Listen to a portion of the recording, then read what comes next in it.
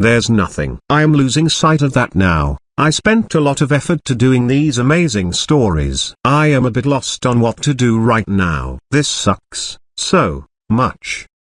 I spent 5 years building this world. I am stuck on how to proceed, and yet there is nothing I can think of anymore. I cannot find a way to continue.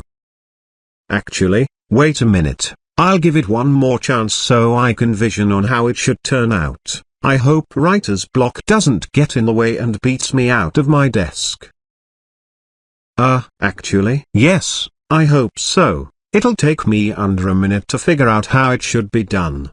I really got to do it quickly because the time is running out right now. Let's go. Nothing is written yet. Nothing. I figured it out, but I quickly forgot what I was going to do with it. This is just bull. I don't know. I think I need to retire and give up. I just don't know when to go on. This sucks so much. Because, seriously, I cannot do it. I am done. I am going to quit forever. I give up. I am done.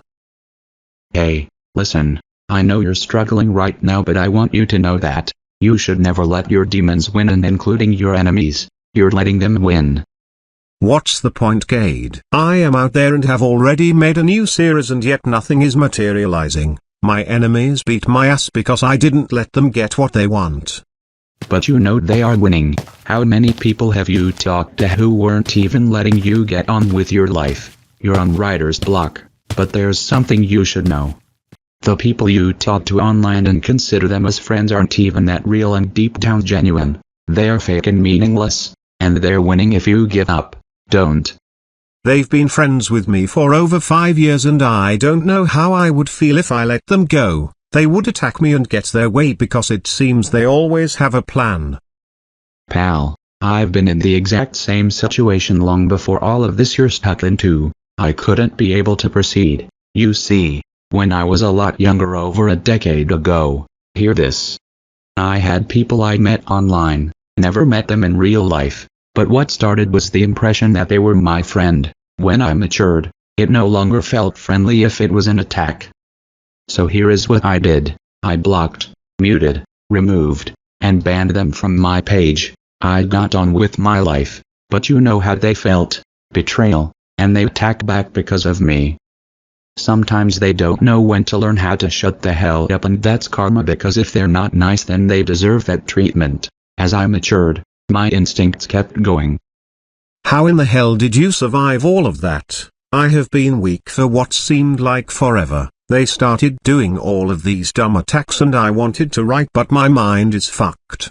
You see, I got older and I got so used and desensitized to that type of behavior, it became a really unhinged attempt to lure me back in. But your friends, they suck still, so what should you do if they start mistreating and bullying you in a really selfish and harmful way? You block them, don't respond, take a break, proceed to heal, move on, okay? So that is how you survived through all of that, right? How did you manage after you blocked them and moved on with your life? Did you feel good afterwards as well? Well, yes, of course. It was becoming easier, simpler, and much more better than simply responding back. Throughout my life I started to get better and maintain focus. That was good. But you should never be scared forever. Sometimes those guys you talk to, they don't learn respect and manners, and all they do is bitch, moan, complain, threaten and be dumb. I continued what I loved with how comfortable I was with my writing, and I had writer's block because of what I was going through, so I made my notes and journals. You know why.